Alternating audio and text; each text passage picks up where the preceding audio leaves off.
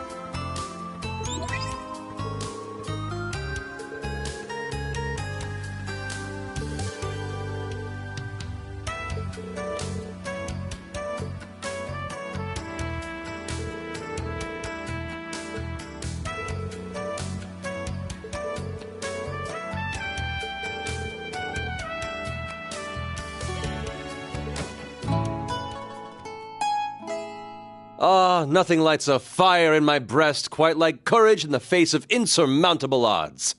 I shall join you on this quest of yours.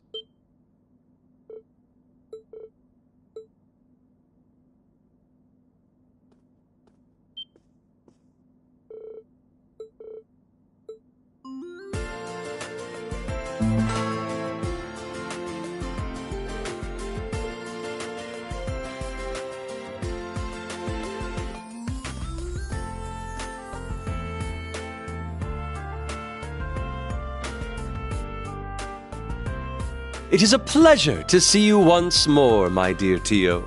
Also, I'll have you take care to say my name properly.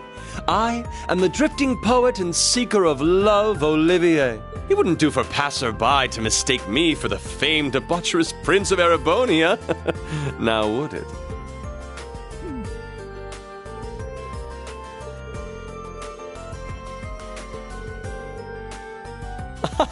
Oh, they're far more preoccupied with Alphen at the moment. That naughty, debaucherous prince has gone off on his own to play with Mishi in the theme park. A bitter thought though it may be, I've benefited from the absence of a certain constantly fretting bodyguard this time. But it is because I am a member of the royal family that I must do this.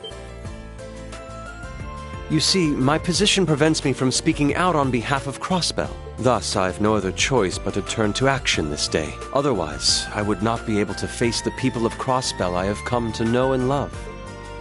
Upon my telling this to Alphen, she could do little but sigh and agree to my escape scheme. I also come bearing a message from Elise to Rin.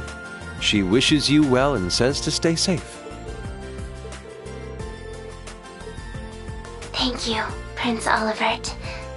Class 7 as well. On behalf of Randy, Ellie, and Lloyd, please protect Crossbell from this disaster looming over it. Yes! Yeah!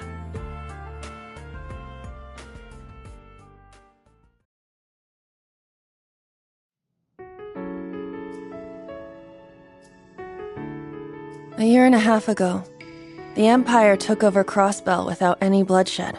Of course, Calvard wasn't about to let that stand. Their military strength is about even with Erebonia's. Calvard's armored aviation divisions are full of highly mobile tanks and gunships. They invaded Crossbell to try and drive out the Imperial army. The Imperial Army held them off with their Panzer Soldats, but during the first few battles, there were a number of gunships that broke through the front lines. Because the occupation was so sudden, most of the citizens were in a panic. Most people fled the city, hoping they'd be away from the fighting in rural towns or remote mining villages. We had the same idea, and tried to at least get Ken and Nana to safety in Armorica village. I had just gotten back from the police academy, and got an acquaintance to help drive us to the village. That's when it happened.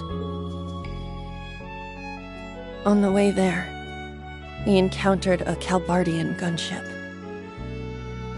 It was hit by Imperial fire, and I'm sure the pilot started to panic. It started firing at us. Even though we were clearly not a military transport, our driver tried to maneuver around it, but the vehicle took a hit and we were all thrown out of it. It was frustrating. I felt so powerless. All my training at the police academy didn't help one bit. I threw myself on top of Ken and Nana, swearing I'd make sure at least they survived. And then a gray shadow swooped down on us. It looked like a giant statue of a knight had come to life. With one swing of its sword, it cut off the gunship's rotor, letting it land a ways away. And just like that, we were saved. Are you all right? Is anyone injured? I heard the voice of a young man coming from inside the giant knight. I found out later.